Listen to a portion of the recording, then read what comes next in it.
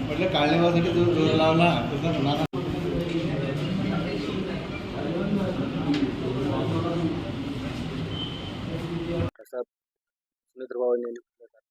खरं पाहिलं तर सुनेत्रा वहिनी ज्या आपल्या राज्याच्या उपमुख्यमंत्री आहेत त्यांना पूर्ण परिस्थिती मला तरी वाटते की त्यांच्यापर्यंत पोहोचलेली नाही. त्यांच्या पक्षाला सुद्धा बोलवलं गेलं होतं. सर्व पक्षीय बैठकीत त्यांच्या नेत्यांनी सुद्धा चांगले भाषण केले होते. आणि शेवटी हे सहकार क्षेत्र आहे.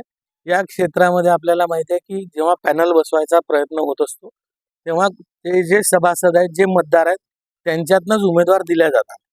आज जर आपण पाहिलं तर पॅनल जरी स्वर्गीय अजितदादांच्या नावे असलं तर त्यांच्या पक्षाचा फक्त एकच उमेदवार आहे, 9 उमेदवारांमध्ये आहे.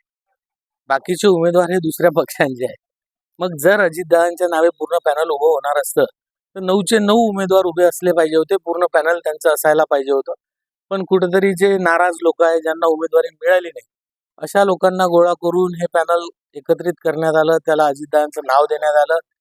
या महाराष्ट्रात तरी कोणीही नाकारणार नाही की अजितदादांनी या बँकेला 300 कोटींची मदत केलेली आहे. अजितदादांच्या शेवटच्या धक्क्यामुळे ही बँक या संकटातून बाहेर पडली.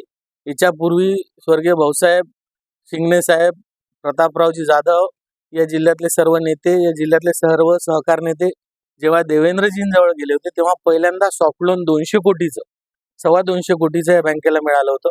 त्यानंतरचा धक्का अजितदादांनी 300 कोटींच्या सॉफ्ट लोनच्या माध्यमातून दिला. आणि आतापर्यंत ज्या कर्जमाफ्या झाल्या याचा पैसा, या सर्व मदतीतून ही बँक सावरली. आणि अजितदादांनी केलेली मदत कोणीही नाकारणार नाही, भविष्यातही नाकारणार नाही, आजही नाही, भूतकाळातही.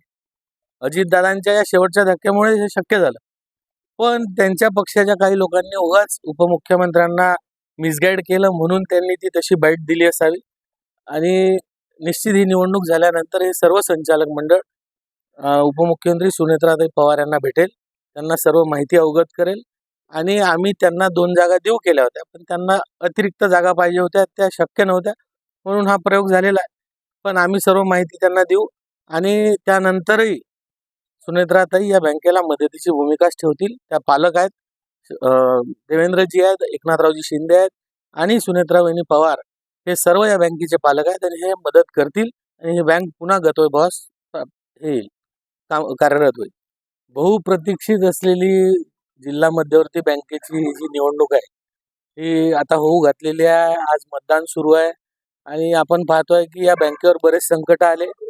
या संकटांमधनं ही बँक आता बाहेर पडलेली आहे आणि पुन्हा ही बँक त्या संकटांमध्ये अडकू नये, त्या प्रकारचे पुन्हा ते दिवस वापस येऊ नये या दृष्टीने यावेळेस जिल्ह्यात पहिल्यांदाच हा प्रयोग झाला होता की सर्व पक्ष एकत्रित येऊन एक चांगलं संचालक मंडळ याच्यावर बसलं पाहिजे, जेणेकरून ही बँक एक गतवैभव त्याचं प्राप्त करेल, शेतकऱ्यांच्या कामी येईल. आपण पाहतो की बाकी जिल्हा मध्यवर्ती बँका जिथे कार्यरत आहे ते शेतकऱ्यांना तात्काळ पतपुरवठा केला जातो, लोकांचे पैसे सुरक्षित राहतात आणि जे गरजू लोक आहेत त्यांना वेळेवर पैसे मिळाल्यामुळे त्यांच्या आयुष्याला नवी दिशा मिळते.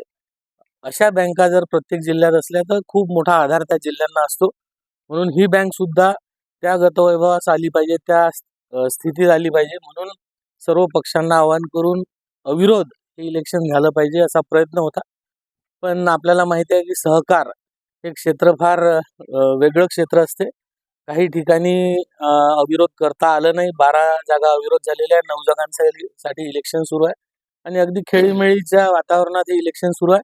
चांगलं संचालक मंडळ या बँकेवर निवडून येईल आणि येणाऱ्या काळात ही बँक पुन्हा नव्या रूपानं, नव्या ताकदीनं कामाला लागेल हा मला विश्वास आहे.